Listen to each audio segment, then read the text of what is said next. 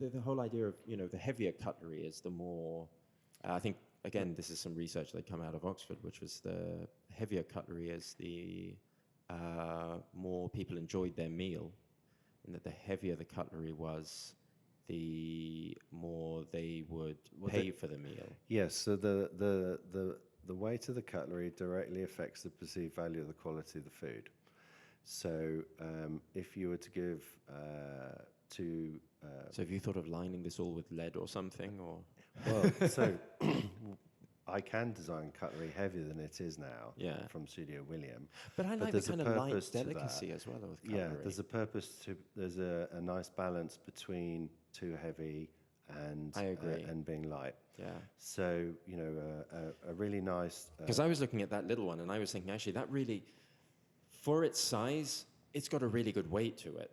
And that sits perfectly. That's a really and nice in scale kind of with weight its plate, yeah. It has the balance of the event. Yeah. And when we go to a bigger plate, so this is a 5mm sheet steel fork, you've got lovely round soft edges.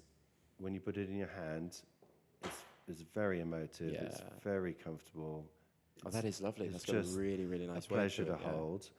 But the thing is, I could make that heavier, but it would then start to have problems. So you'd start to feel too heavy, you'd start to fall off plates. There'd be lots of considerations which people might not necessarily have thought about. But back to the weight of the food, this sort of 5mm product as opposed to a thin, cheap cutlery, it gives you a perceived, you feel like you're eating better quality food. So for a restaurateur and a hotel, if they've got cutlery of nice weight and nice balance, an average dish can taste that little bit better.